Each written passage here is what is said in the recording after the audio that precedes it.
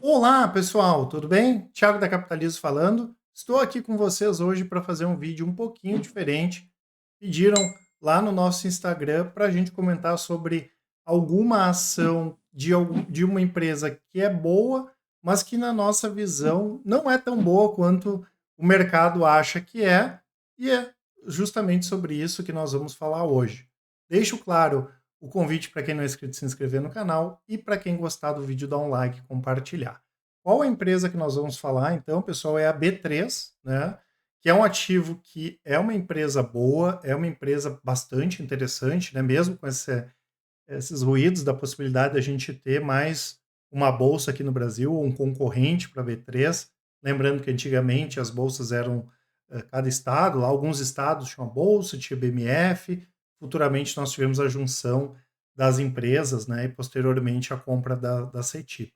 É uma empresa boa, né? Uma empresa bastante tradicional, e que apesar de ela vem buscando a diversificação de receita aí nos últimos anos, ela depende muito ainda da bolsa em si, né, de renda variável, a parte de ações, IPO, listagens, balcão, e ela tem também crescido a receita em outros segmentos bastante interessantes, como tecnologia de dados e serviços, e também a parte de infraestrutura para financiamento mais voltada aí para a venda de veículos.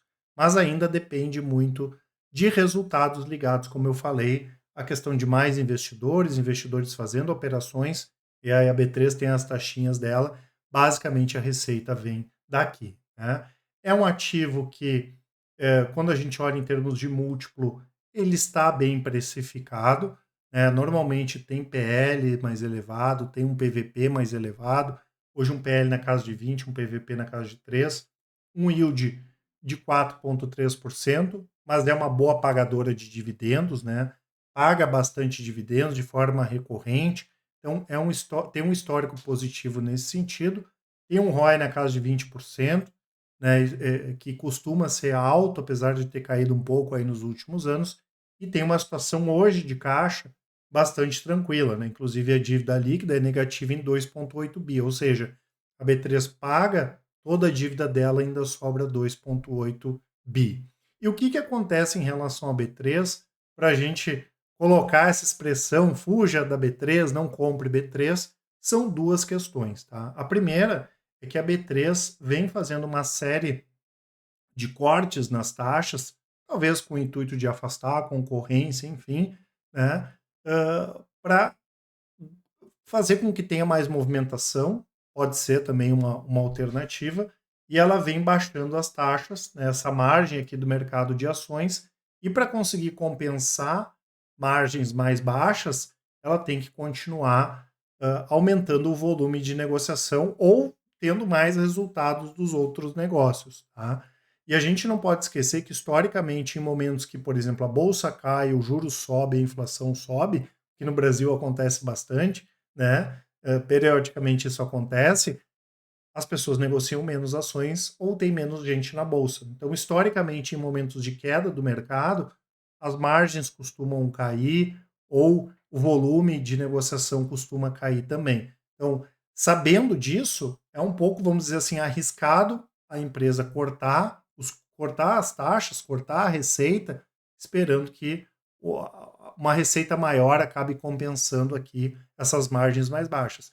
E na verdade, né, pessoal, quando a gente busca ser sócio de uma empresa, a gente quer que de alguma forma ela consiga aumentar os custos, né, que ela consiga repassar preços e não que ela corte, né, aumentar custos não, aumentar as taxas, né, por exemplo, não que ela corte isso, tá? Então uma questão que a gente sempre olhou com um pouco de receio aqui com a B3, apesar de que nos últimos anos, né, mesmo com a queda que nós tivemos, por exemplo, em 2020, com um cenário mais turbulento da economia, nós não tivemos, como foi em outros tempos, né, uma queda grande no número de investidores ou de movimentação na bolsa. Então, esse receio aqui da gente em relação à questão de margem, a B3 está sabendo de alguma forma responder bem, né? Mas aqui mostra aquilo que eu comentei com vocês.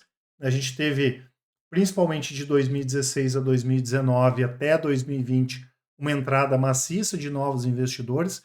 a receita subiu bem, e de lá para cá, com crise, né, eleições, inflação, juros, teve uma estabilidade aqui na receita e o lucro líquido acabou caindo um pouco.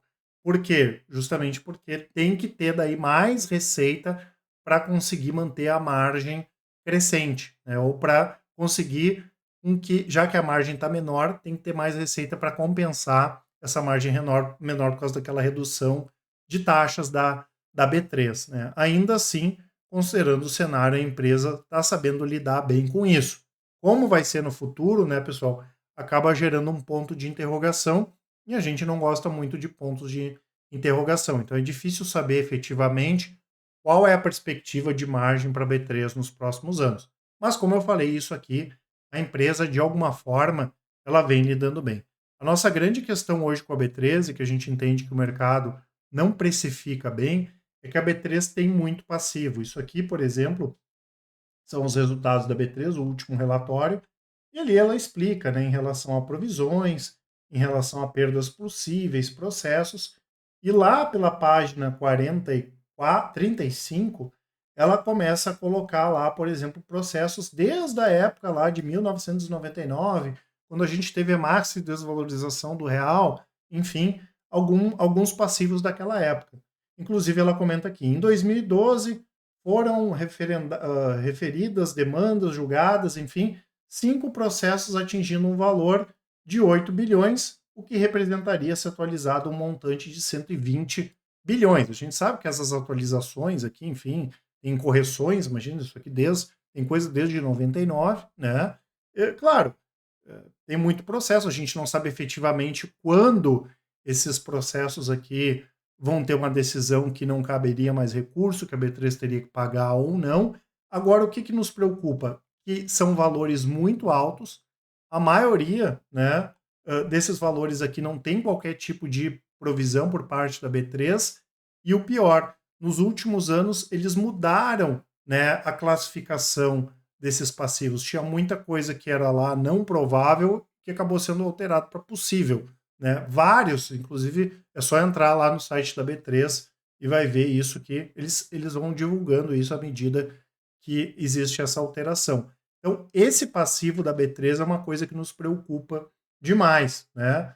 Não vai ser 120 bilhões ali e os outros valores, mas a gente tem muito receio que em algum momento ela tenha que pagar, não tem provisão, isso vai ser muito representativo perto do valor de mercado, e mesmo essa situação financeira boa dela, com 2,8 bi, ela acaba sendo um dinheiro muito pequeno perto do passivo gigantesco que tem. Hoje, em termos de passivo, é a empresa que a gente tem a maior preocupação daquelas que a gente acompanha, apesar de não recomendar, porque tem várias outras que têm passivos relevantes, mas já tem uma provisão maior, o que não é o caso aqui da B3. Então, nesse momento, a gente prefere só acompanhar, por melhor que seja a qualidade da empresa, tá? Já trazendo a visão aqui de curto prazo, olhando mais para o gráfico, né, pessoal? A B3 está, desde aqui 2019, operando os mesmos patamares de preço. Aqui está marcado porque ela está afunilando, né? Ela tem uma linha de tendência de alta, uma linha de tendência de baixa, e ela vai ter que tomar uma direção, né? Depois de tanto tempo, entre aspas, sem direção.